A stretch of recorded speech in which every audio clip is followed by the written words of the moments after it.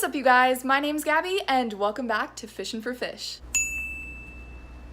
Before we get into this video, I want to first let you guys know that for my next video, I will be doing a 100 subscriber celebration Q&A. Now, if you would like to be part of this Q&A, please send me your questions in the comments section below using the hashtag 100subQ+A, and I will do my best to answer as many of your questions as I possibly can. On top of that, I will also be giving away shoutouts to 3 people who have been supporting my videos. All you have to do to win one of these shoutouts is go to the comment section below and tell me that number 1, you're subscribed to this channel, and number 2, you would like a shout out. It's that simple. The winners of the shout outs will be picked by a random generator, so good luck to you guys, and I can't wait to answer all of your questions. That being said, let's get into the video. Alright, so for today's video, I will be doing an update on my fry tank setup, which is right over there, as well as my fry themselves. I also have some super exciting news to share with you guys, so stay tuned for that. Okay, so here's my fry's 10-gallon tank setup.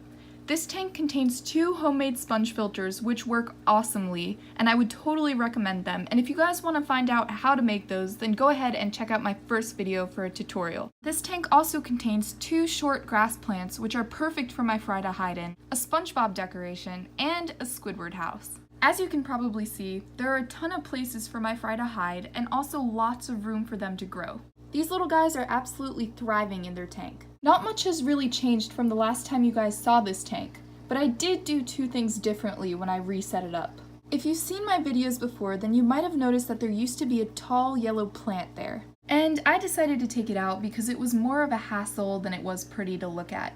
It kept on falling over and it wouldn't really balance in the tank, and I figured that the fry weren't really doing anything with it, so I took it away.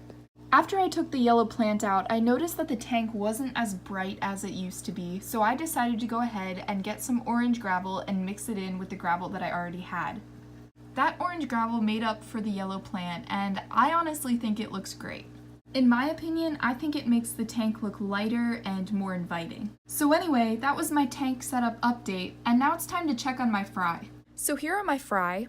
These little guys are currently about 2 weeks old. On July 5th, my blonde guppy gave birth to 6 blonde babies, and on July 8th, my dark guppy gave birth to 4 dark babies. I don't know if you guys can tell from this video, but the darker babies, who are the younger ones, have always been bigger than the blonde ones for some reason. I think because my guppy had less babies, there was more room for them to grow, so that might be why they're bigger. Now, I mentioned before that I had 10 guppies, 6 from the blonde one and 4 from the dark one. But unfortunately, I only have 9 fry right now. One of my fry was unfortunately naturally born with a 90-degree bend in his tail, so it made it really difficult for him to swim and get food.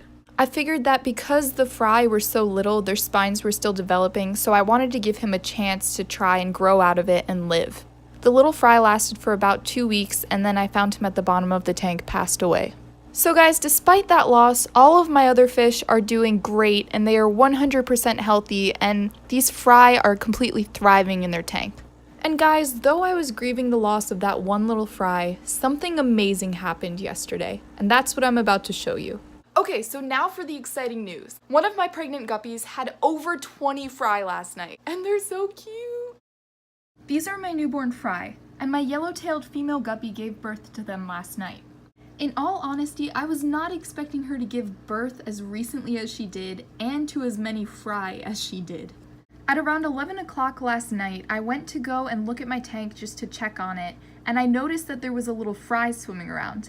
So when I started to do some more digging, I found that there were over 20 more fry hidden throughout the tank. So immediately, I scooped up as many of those little guys as I could, and I put them into a temporary holding bottle. If I had known that my female was going to give birth, then I would have put her into a breeding box, but since that obviously didn't happen, I decided to put them into that bottle so that they would be safe from the other adult fish in my tank. As you can see, the adults are definitely interested in what's happening in there and probably think they're food, so it's a good thing that they're away from them. Like I said before, this bottle is temporary, and in a couple days I'm going to take these fry and move them to a different tank, probably my fry tank, and then I'll have to set up another tank so I can separate them so there's not too many fish in there. I've never had a batch of this many fry before, so I'm super excited to see what these guys are going to grow up to look like, and I can't wait to watch them on their little adventures.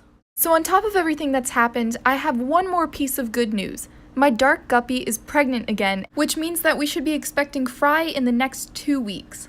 Alright you guys, well that was about it for this week's video. If you did enjoy it, please be sure to give it a huge thumbs up and subscribe. And also don't forget to comment your questions down below for the Q&A that I'll be doing next week, again using the hashtag 100subQ+A to be featured in my next video. Thanks for watching guys, and I'll see you soon. Bye!